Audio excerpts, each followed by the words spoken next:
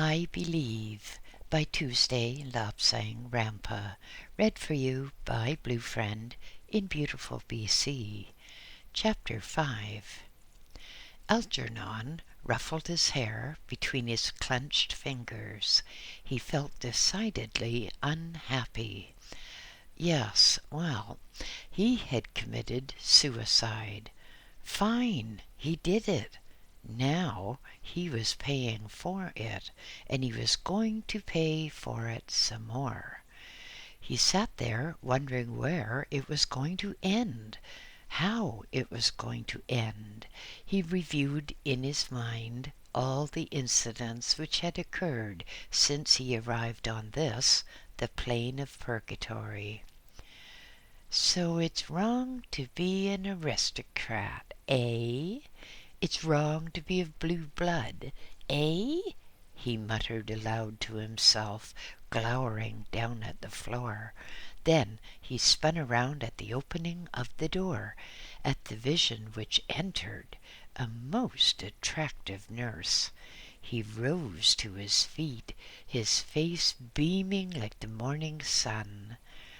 Ah, he exulted, an angel come to take me away from this benighted place. He eyed the nurse with unconcealed eagerness, saying, "What pulchritude in a place like this! What—" "Stop it," said the nurse. "I'm quite immune to your blandishments. You men are all the same. You think of one thing only when you come to this plane, and I can tell you, we women are thoroughly tired of all the come-ons which you try." "Sit down," she said. "I have to talk to you and take you to a different place. But first of all, I could not help hearing what you were mumbling about when I came in." "After you, miss," said Algernon with much gallantry. The nurse sat, and Algernon hastened to take his seat beside her. He was most piqued when she quickly moved her seat away so that she was facing him. "Now, 53," she said. Algernon held up his hand. "You are mistaken, miss. I am not 53. I am Algernon St. Clair de Bonkers," he said. The nurse sniffed audibly and tossed her head. "Don't be stupid," she replied. "You're not in a play now.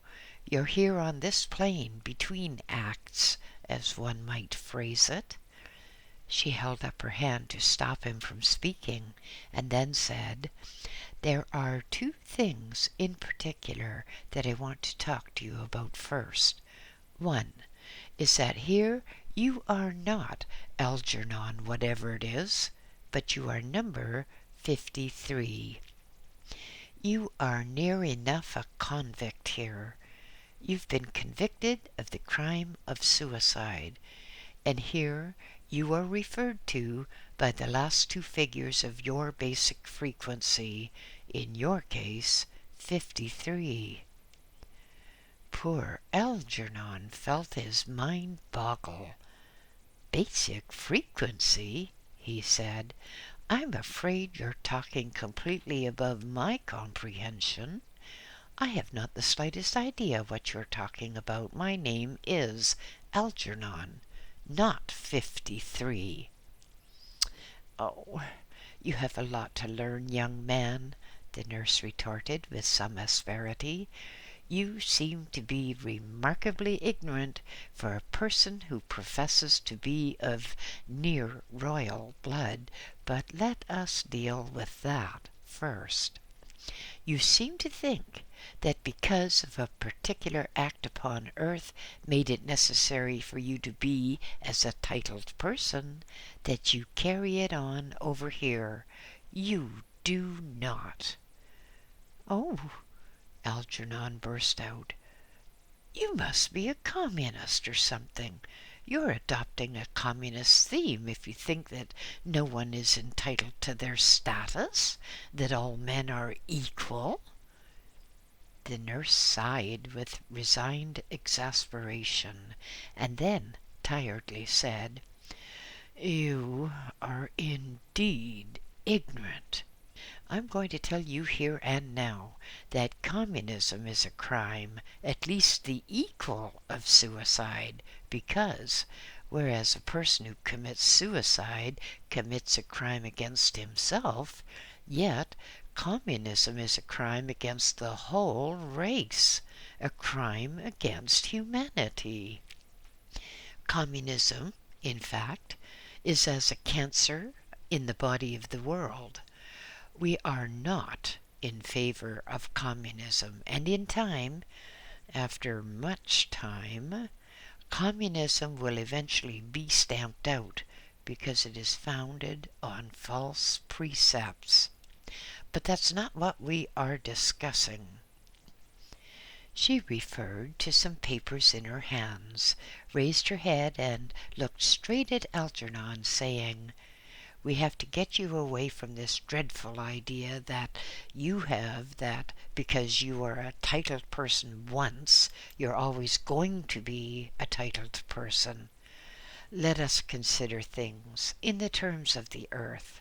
Think of a writer who was down on that world some time ago. His name was Shakespeare. He wrote plays, which are very familiar to you, and people act the parts which he wrote.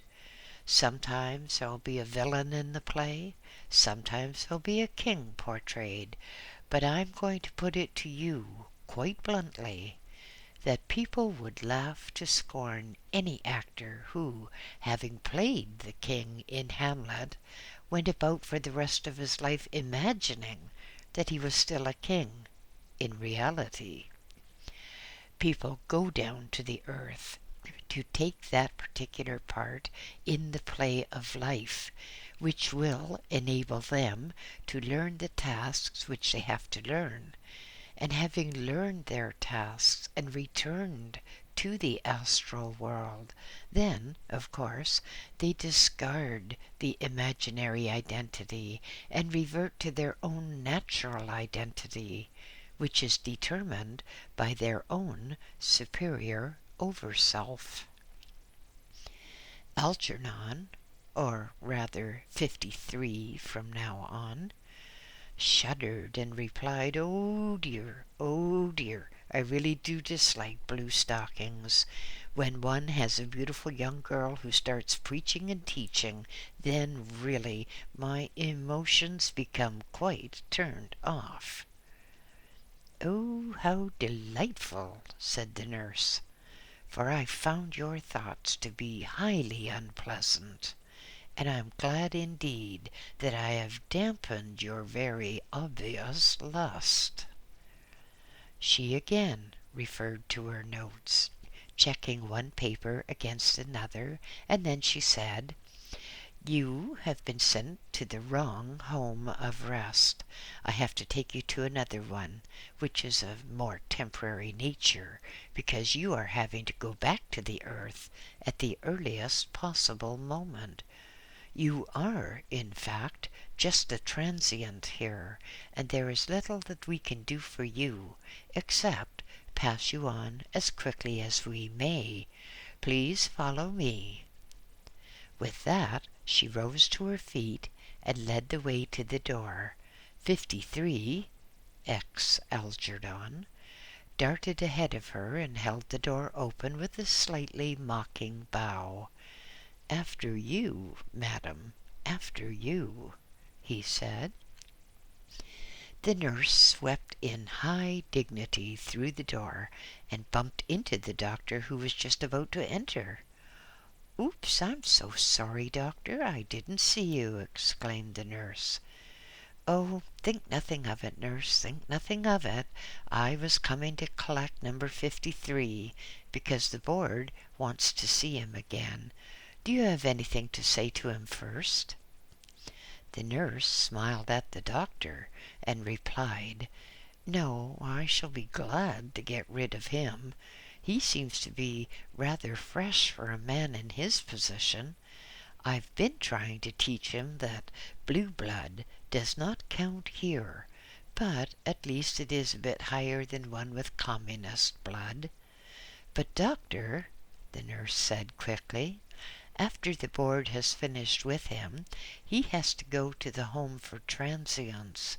There was a mix-up in the orders, and I believe that is why you brought him here.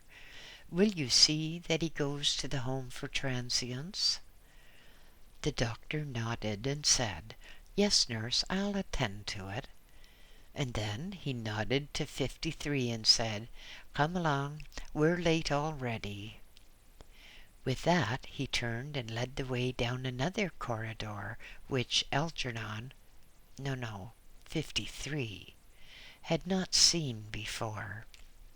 He, poor fellow, looked decidedly downcast and muttered, "Purgatory! This is purgatory, all right, I'm sure.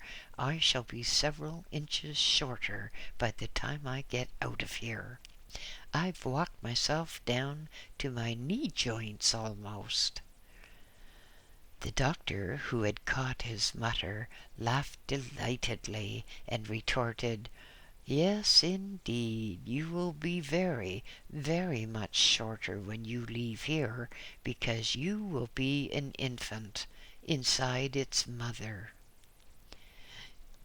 The doctor and 53 turned into a long corridor. 2 guards sat, one on each side of the entrance. One nodded briefly to the doctor and said, "Is this 53? "Yes, it is," said the doctor. "Are you the one who's going to accompany us?" The guard on the right-hand side rose to his feet and replied, "I'm the one who's going to go with you, so let's not waste any more time, shall we?"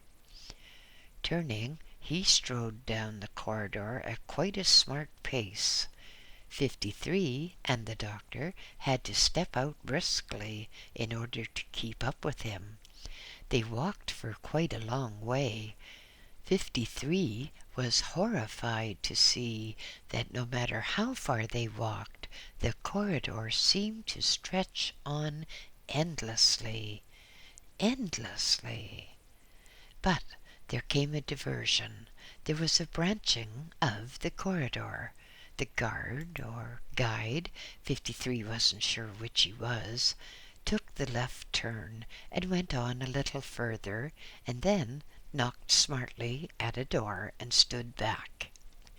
"Come in," said a voice, and the guard quickly threw open the door, so that first the doctor and then 53 and lastly the guard entered, the latter shutting the door firmly behind him.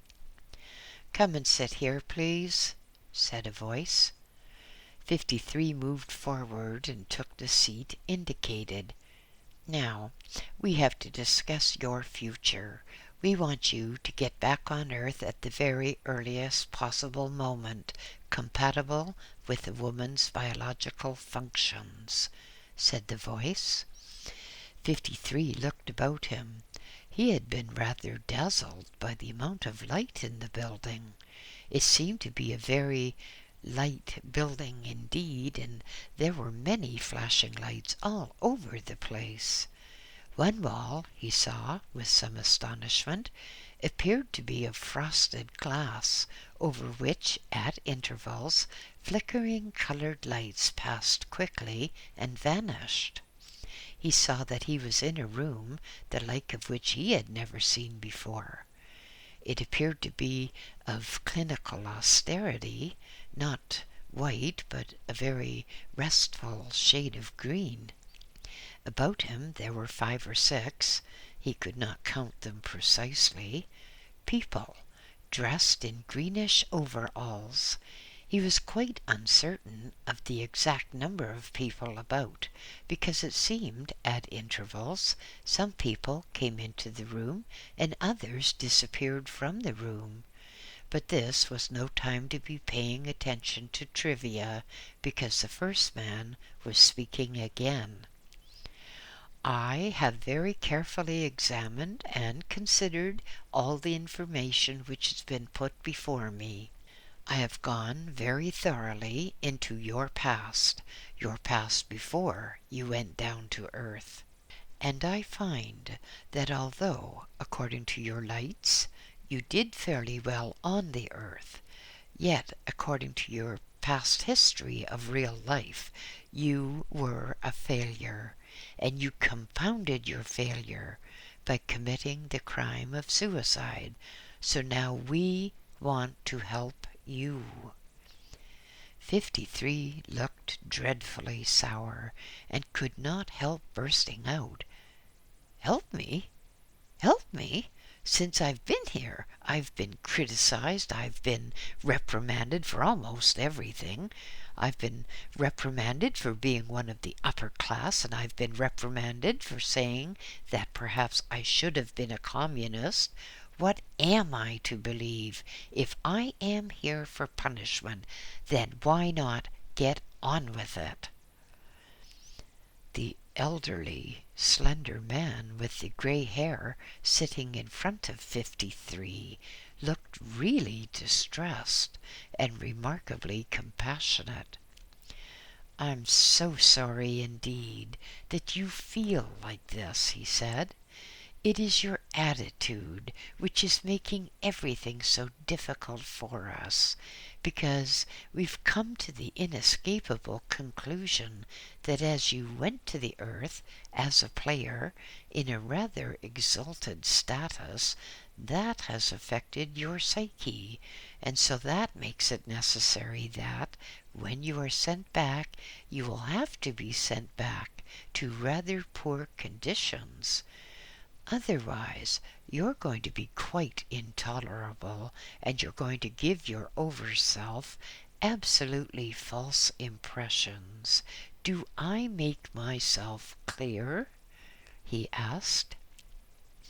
53 glowered and retorted, "No, definitely not. I just don't know what you're talking about when you talk about the over-self and all that. So far, all I have been told is just a mass of gibberish, and I have no sense of guilt for what I've done. Therefore, according to English law, I have done no wrong." The elderly man felt his determination harden.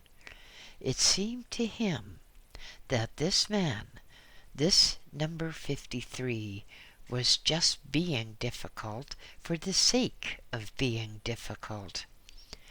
"You are completely wrong in your reference to English law," the interrogator said, "because if you knew anything at all about English law, you would know that one statement is to the effect that ignorance of the law is no excuse, so that if you break the law of England, and then you claim you did not know there was such a law, then you are still found guilty, because you should have acquainted yourself with the existence of such a law. And please do not try to be truculent with me, because I am one of those who hold your destiny in my hands.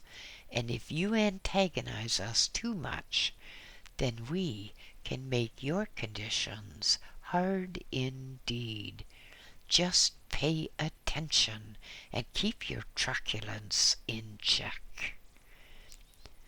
53 shuddered at the tone of the voice and recognized when he was defeated. He said, "Sir, but what am I to do when terms are used which have no meaning for me? What, for instance, is the over-self?" "Later," said the interrogator, "you will be taught all about this.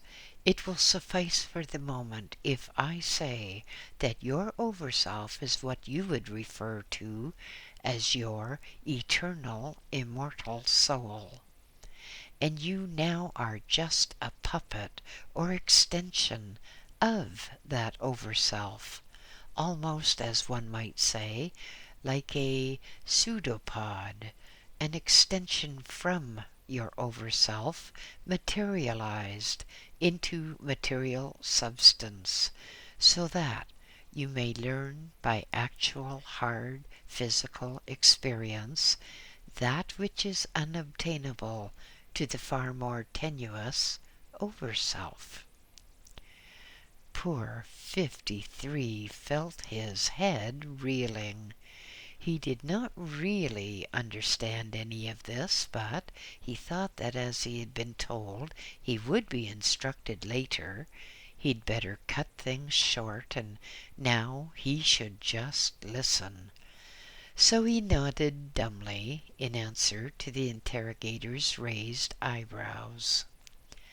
The interrogator, or perhaps a better word to use would be counselor, looked down at his papers and then said, "You have to return as a child of poor parents, those who are without social status, because the act which you have been called upon to play in your previous life seems seriously to have warped your understanding and your perceptions, and you place yourself into a class to which you are not entitled.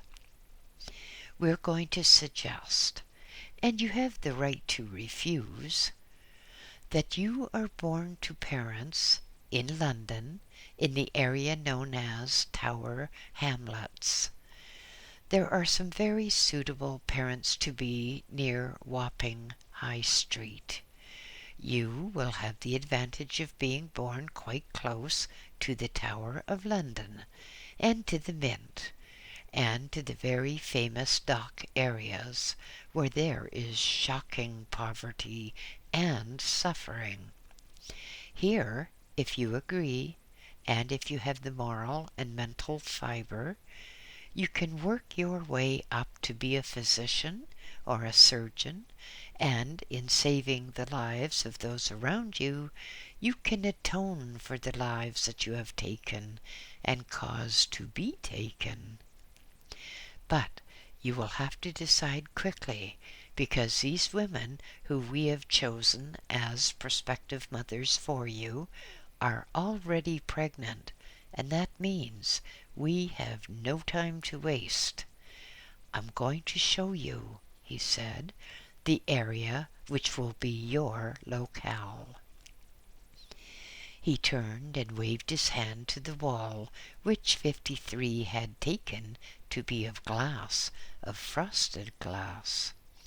As he did so, it sprang into life, life in colour, and 53 could see an area of London which he knew only indifferently.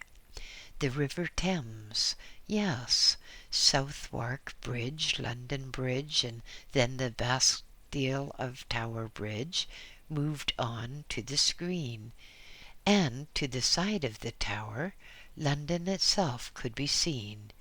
He sat there quite enthralled, looking at the absolutely clear pictures, seeing traffic on the streets. He was most intrigued to see horseless carriages and very, very few horse-drawn vehicles indeed. He exclaimed on the matter, and the counsellor said, "Oh, yes, horse-drawn traffic has almost disappeared. Things have changed considerably since you've been here, and you have been here quite a time, you know. You were unconscious for about 3 years. Now everything is motorized. Motor buses, motor vans, and motor cars. Things are supposed to have improved, but I personally deplore the passing of the horse from the streets." 53 turned his attention to the picture again. Mint Street, Cable Street, Shadwell, East Smithfield, the Highway, Thomas More Street, St. Catherine's, Wapping High Street and Wapping Wall. The counselor said, "Well, we have 5 women who are pregnant. I want you to choose which area you prefer of that shown.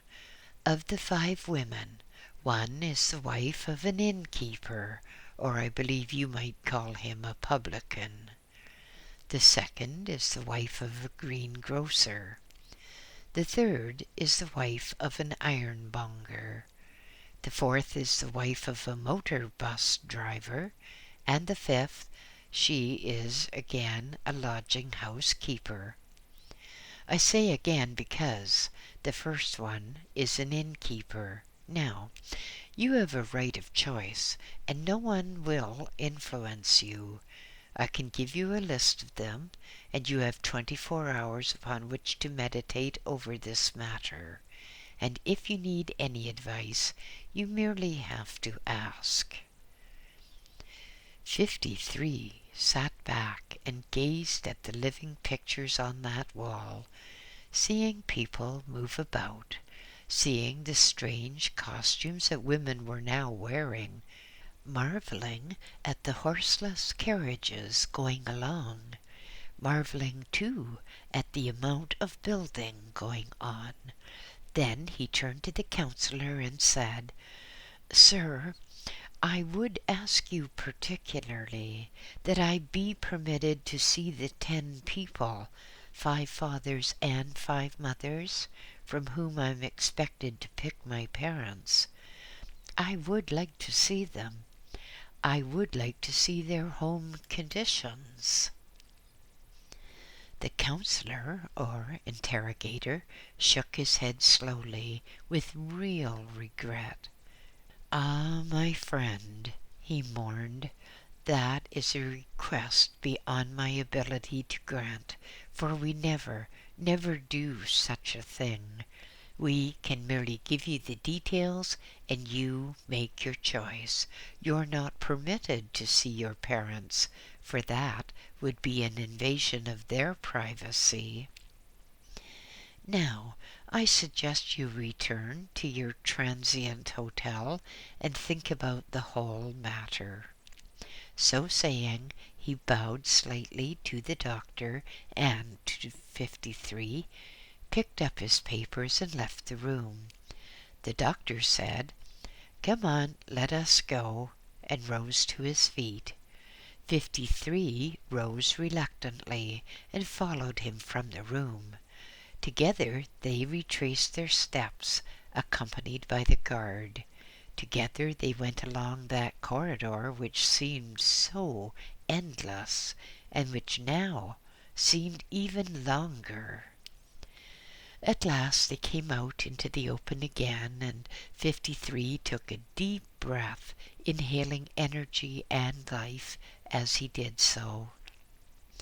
The guard left them to return to his post, and the doctor and 53 continued on to a fairly dull grey building, which 53 had vaguely noticed before, but passed off as of no interest.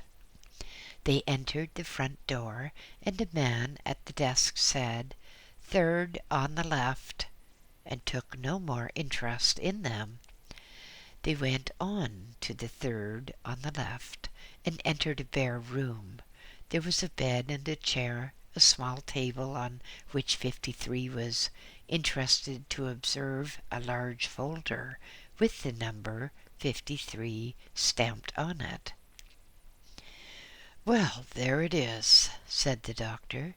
"You have 24 hours from now to ponder upon your decision, and after that time I shall come for you, and we will have to go and see what can be seen, and prepare you for going back to the earth.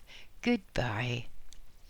The doctor turned and made his way out of the room, shutting the door behind him, shutting the door on 53, who stood disconsolately in the middle of the room, apprehensively fingering the pages enclosed within the folder marked 53.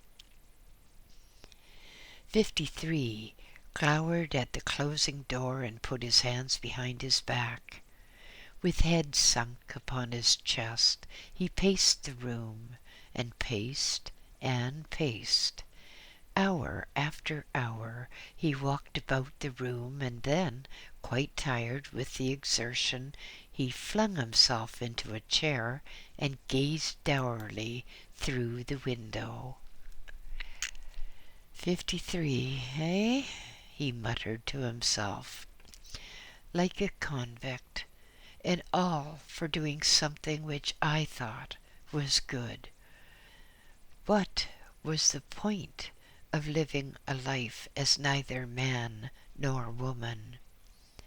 He put his chin in his hands and crossed his legs and looked a typical picture of misery. Then he thought, or did I think I was doing the right thing? They may have something in what they say, after all. I think it's very likely that I was giving way to self-pity, but here I am now, given a number, like a convict at Dartmoor, and saddled with the decision of saying what I'm going to do next. I don't know what I'm going to be. I don't know that it matters at all anyway. I shall probably end up again in this place. He jumped to his feet again and went to the window and thought he would take a walk around the garden. Carefully he pushed, and the window swung open easily to his touch. He went to step outside, and it was like stepping into a thin, invisible sheet of rubber. It stretched enough to prevent him from getting a bruise, and then, to his astonishment, it just contracted, and he was propelled gently and effortlessly back into the room. Convict after all, eh? He said to himself, and then he sat down in the chair again. For hour after hour he sat there thinking, wondering, in a state of complete indecision. I thought that after death I would go to heaven, he said to himself, and immediately followed by it, well, no, I suppose I didn't think that at all. I didn't know what to think. I've seen so many people die, and there's been no sign of a soul leaving the body. So I came to the conclusion that all this that the parsons yammer about, life after death, etc., was hogwash. He jumped to his feet again and started the endless marching up and down the room, thinking all the time and unconsciously talking to himself. I remember in the mess one evening we were discussing it, and Captain Broadbreeches expressed the very determined view that when you were dead, and that's all there was to it. He said of the men, women, children, and the horses he'd seen killed, but never, he told us, had he seen a soul rise out of a dead body and get winging heavenwards. In his mind's eye he saw again life as it was in England while he was a schoolboy, and then, when first he was a cadet. He saw himself as a newly commissioned officer, proudly getting on a ship to go and fight the Dutch. He used to think of the Boers as the Dutch because that was their original ethnic group, Dutch. But as he looked back, he could see that the Boers were merely a group of farmers fighting for what they believed to be the right to choose their own way of life, unfettered by domination from England. The door opened, and a man came in. I do suggest, number 53, that you try to get some rest, you're merely wearing yourself out with this endless pacing around. In a few hours, you'll have to undergo quite a traumatic experience. The more rest you get now, the easier it will be for you later on. 53 turned sullenly towards him, and in his best military manner said, "Get out." The man shrugged his shoulders, turned and left the room, and 53 went on with his brooding and his pacing. What was this about the kingdom of heaven? He said to himself. The parsons always had this talk about other mansions, other planes of existence, other forms of life.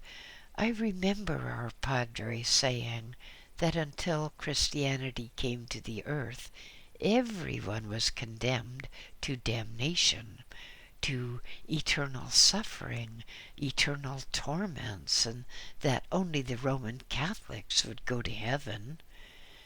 Now I wonder how long the world has been in existence, and why should all these people before Christianity be condemned when they didn't know that they had to be saved? March, march, march. He went across the room, back again, across again, back again, endlessly. If he'd been on a treadmill, he thought, he would have covered quite a number of miles going up steps.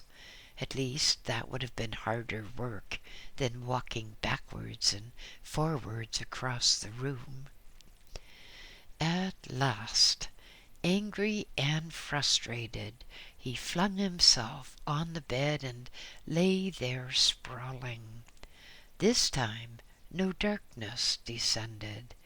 He just lay there, full of hatred, full of bitter resentment, and the hot, salty tears came spurting from his eyes. Furiously, he tried to brush them away with the back of his hands, and then at last he turned on his face and had a spasm of sobbing into a pillow. After what seemed to be several eternities, there came a knock on the door, which he ignored. The knock came again, and again he ignored it. After a decent interval, the door was slowly opened, and there was the doctor. He glanced in for a moment, and then he said, "Ah, are you ready? 24 hours has now elapsed." 53 put a leg over the side of the bed, then lethargically put the other one over. Slowly he sat up. "Have you decided to which family you're going?" asked the doctor. "No, damn it, no, I haven't given it a thought." "Ah," said the doctor, "so you're fighting every inch of the way, eh? Well, it doesn't matter to any of us, you know. Although you will find it hard to believe, we are indeed trying to help you. And if you, by your procrastination, miss this opportunity, you'll find that opportunities are fewer and fewer, and the families get less and less." The doctor went to the table and picked up the folder marked 53, and idly he flipped through it. "You have a choice of 5 families here," he said, "and some get no choice at all. Some are just directed. Let me tell you something." He eased himself into the chair, leaned back, and crossed his legs, gazing sternly at 53, and then he said, "You're like a spoiled child giving way to immature rage. You committed a crime. You messed up your life. Now you have to pay for it. And we're trying to arrange that you pay for it on the most comfortable terms. But if you will not cooperate with us, and if you just insist on behaving like a spoiled baby, then eventually you'll come to the point when you have no choice where you can go. You may find yourself as the child of some underprivileged black family in Mombasa, or possibly sent as a girl child to a family in Calcutta. You know, girls in Calcutta are not worth much. People want boys. They can help. And as a girl child, you might find yourself sold into prostitution or into conditions where you are a virtual slave. Poor 53 sat bolt upright on the edge of the bed, his hands very tightly grasping the edge of the mattress, his mouth wide open, and his eyes wild and staring. He looked much like a wild animal that had just been captured and put in a cage for the first time. The doctor looked at him, but there was no sign of recognition, no sign that 53 had heard the remarks. If you persist in your stupid, recalcitrant attitude and make it so much more difficult for us, then, as a last resort, we may send you to an island where only lepers live. You have to live out the other 30 years which you skipped before.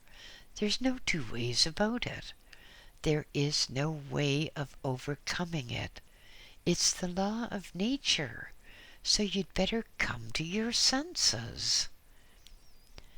53 sat there in an almost catatonic state. So the doctor got up, went to him, and slapped his face, first one side and then the other. 53 jumped to his feet in rage and then slumped. "Well, what can I do?" he said. "I'm being sent back to Earth as a member of one of a deplorably low form of life. I'm not used to being of such a low status." The doctor looked truly sad, and then sat down on the bed beside 53, saying, "Look, my boy, you're making a grave mistake, you know.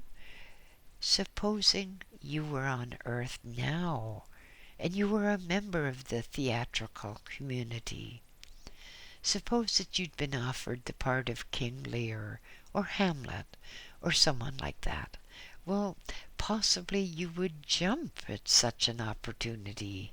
But then, after the play was over, after the audience had gone, and after the producers had decided upon a new production, would you insist that you were King Lear, or Othello, or Hamlet? If you were offered the opportunity of being, for example, the Hunchback of Notre Dame, or Falstaff, or someone of lesser status, would you say that such was unworthy of a person who had been King Lear, or Hamlet, or Othello?" The doctor stopped speaking. 53 sat on the bed, idly scraping the floor, scuffling the carpet with a foot, and then he said, "But this is not play acting. I was living on Earth. I was a member of the upper class, and now you want me to be, what is it, the son of a publican, the son of a bus driver, or whatever?" The doctor sighed, and then said, "You were upon Earth to live out a part. You picked, before you went to Earth, what you thought would be the best conditions for you to enable you to be a successful actor. Well, you failed. The act was a flop. So back you go to a different condition. You've got a choice. In fact, you have 5 choices. Some have no choice." He jumped to his feet, saying, "Come on, we have dallied too long already, and the council will be coming, impatient, so follow me." He moved to the door, and then, on an impulse, turned back to the table and picked up the file marked 53. Tucking it under his left arm, he reached out his right hand and grasped 53 by the arm, shaking him roughly. "Come," he said, "be a man. You are thinking all the time of how important you were as an officer. Surely an officer and a gentleman doesn't behave like this cowardly, slobbering person that you've become." Sullenly, 53 got to his feet, and together they went to the door. Outside, a man was just coming down the corridor. "Oh," he said, "I was coming to see what had happened. I thought perhaps our friend was so overcome with sorrow that he couldn't get off his bed." "Patience, friend, patience," admonished the doctor. "We have to show tolerance in a case like this." Together, the 3 men walked along the corridor, back through that long tunnel again, past the watchful guards, who this time just inspected them, and then they went on to the door. "Come in," said the voice, and the 3 men entered the room. This time there was the elderly, gray-haired man sitting at the head of the table, and on either side of him there were 2 other people, 1 man and 1 woman, dressed in their long green coats. The 3 turned to look at 53 as he entered. The man at the head of the table raised his eyebrows and said, "Well, have you decided which you should be?" The doctor nudged 53, who was standing there in sullen silence. "Speak up," he whispered. "Can't you see they're losing patience with you?" 53 stepped forward, and without being invited to do so, slammed himself down into a chair. "No. How can I decide? I have only the briefest details of these people. I have no idea what conditions I will encounter. I know I find a publican as extremely distasteful, but possibly an ironmonger would be even more distasteful.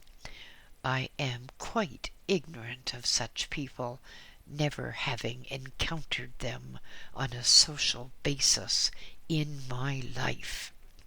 Perhaps you, sir, with your undoubted experience, would be prepared to advise me."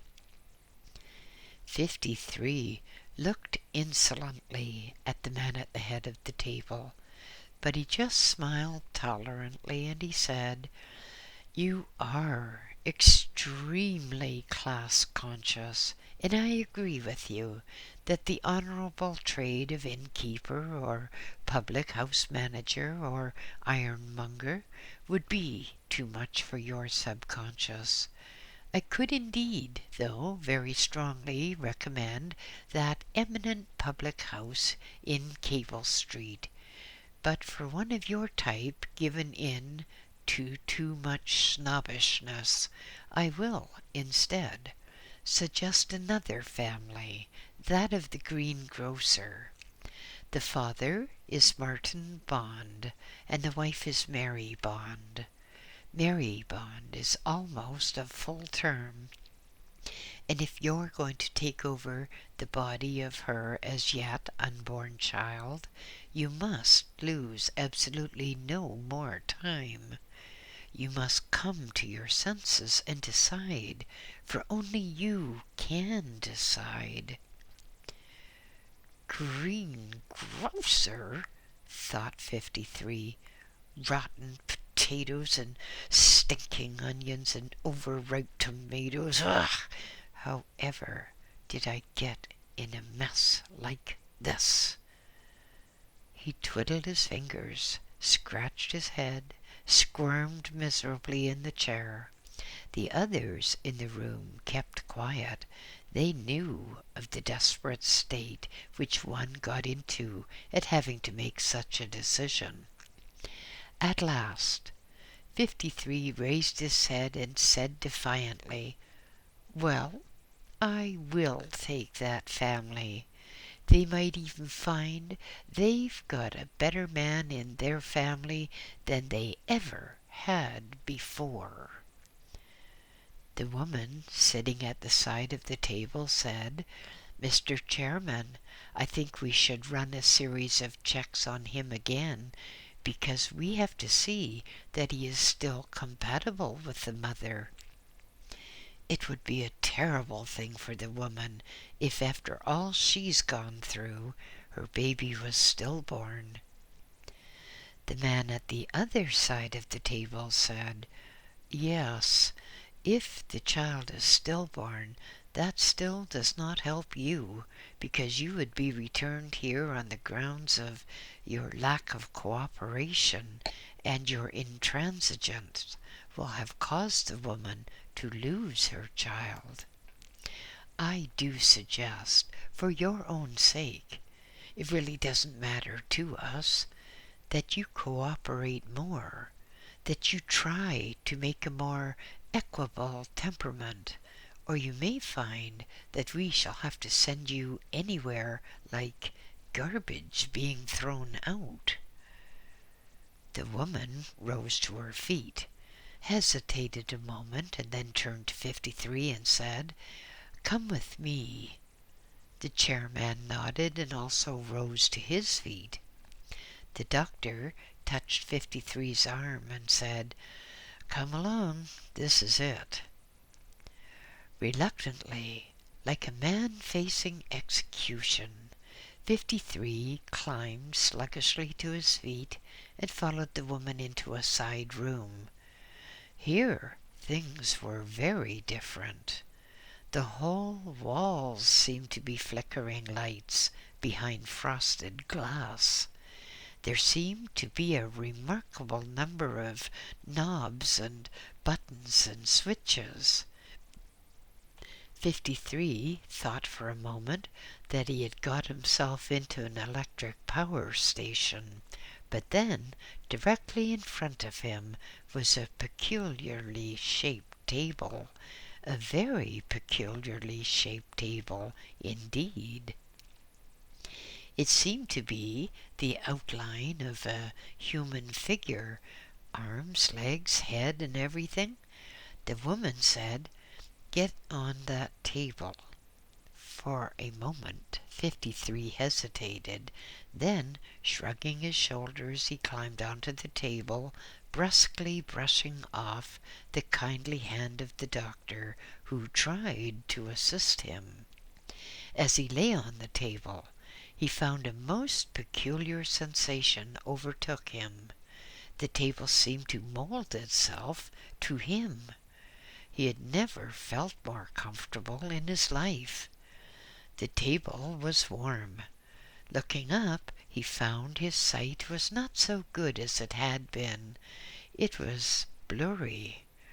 Faintly, indistinctly, he could make out shapes on the wall in front of him. Vaguely and strangely uninterested, he gazed at the wall, and he thought he could distinguish a human form. It seemed to be a female form. At a rough guess, 53 thought she was in bed. Then, as he watched through lackluster eyes, he had an impression that someone was pulling back the bedclothes. A distorted voice came to him. "It seems to be all right.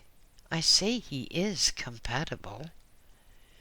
It was very strange indeed. 53 had an impression that he was going under an anesthetic. There was no struggling, no apprehension. There was not even clear thought. Instead, he lay there on that form-fitting table, lay there and gazed up uncomprehendingly at the people whom previously he had known so well. The doctor, the chairman, the woman. Vaguely he was aware that they were saying things. Compatible basic frequency, temperature inversion, a period of synchronization and stabilization, and then he smiled drowsily, and the world of purgatory slipped away from him, and he knew no more of that world. There was a long-sounding silence, a silence which was not a silence when he could feel but not hear vibrations. And then, suddenly, it was as though he were thrust into a golden dawn. He saw before him a glory such as that which he could never remember having seen before. He seemed to be standing, bemused and half-conscious, in a glorious, glorious countryside. In the distance there were tall spires and towers, and about him there were many people. He had the impression that a very beautiful figure came and stood beside him, saying, "Be of good heart, my son, for you are going down to the world of sorrow again.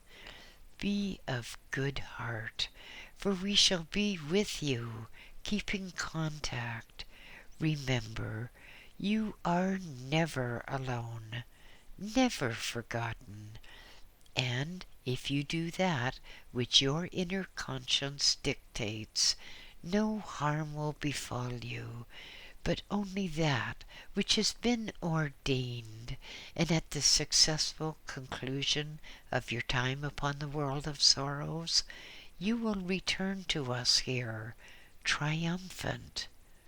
Rest, be tranquil, be at peace." The figure turned away, and 53 turned over in his bed or table or wherever he was, and slumbered, and was at peace, and he knew no more in his consciousness of that which had happened. End of chapter 5.